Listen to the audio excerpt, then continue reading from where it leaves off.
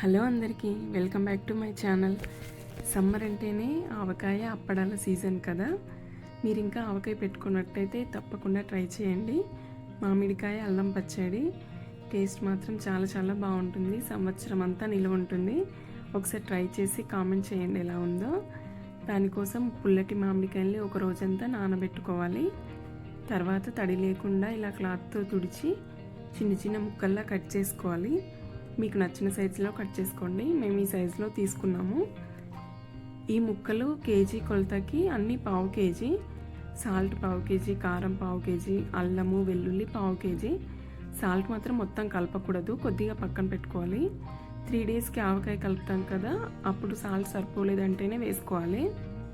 ఇలా ముక్కలన్నీ కట్ చేసిన తర్వాత వాటర్లో కడిగి తడి లేకుండా పక్కన పెట్టుకోవాలి. జీడి ముక్కలు కూడా వేసుకున్నాము, పచ్చడి పాడవకుండా ఉంటుందని.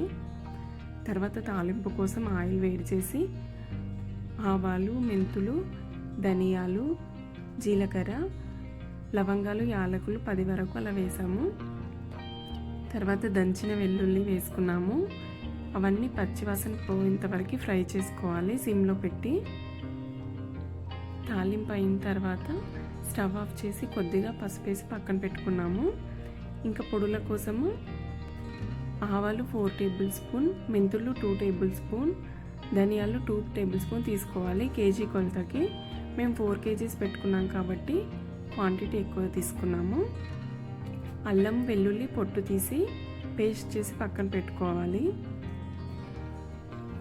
ఈ పొడుల కోసం ధనియాలు, మెంతులు, ఆవాలు రోస్ట్ చేసుకోవాలి. కొంచెం ఫ్లేవర్ చేంజ్ అయ్యే వరకు రోస్ట్ చేసిన తర్వాత చల్లారిన తర్వాత పక్కన పెట్టుకోవాలి గ్రైండ్ చేసి.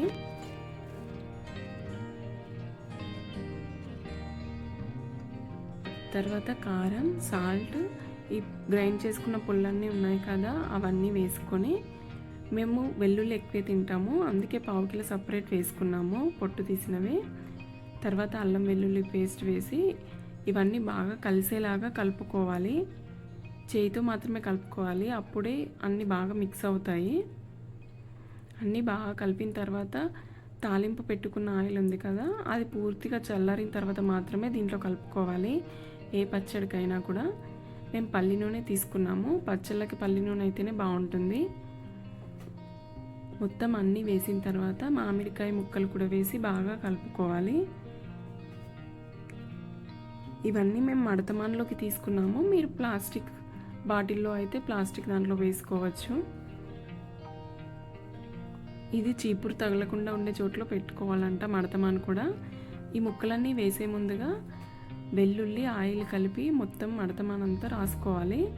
తర్వాత మనం అన్నీ కలుపుకున్నది ఉంటుంది కదా, కారము, మామిడికాయ ముక్కలు, అవన్నీ నింపుకోవాలి. మీరు ఎందులో అయితే వేయాలనుకుంటున్నారో అందులో. ఫస్ట్ ఆయిల్ లేనట్టుగానే అనిపిస్తుంది, కానీ ఊరిన తర్వాత 3 డేస్కి 5 డేస్కి ఆయిల్ పైనకు వస్తుంది అనమాట. ఆయిల్ లేదని కంగారు పడకూడదు. ఒకవేళ సరిపోలేదు అనిపిస్తే 3 డేస్కి మనం మళ్ళీ కలుపుకుంటాం కదా, అప్పుడు ఉప్పు కానీ కారం కానీ ఆయిల్ కానీ ఏది తక్కువ ఉందనిపించినా అప్పుడు వేసుకుంటే సరిపోతుంది.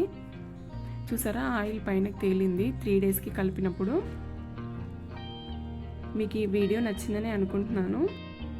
నచ్చితే like, share and subscribe. Thank you all.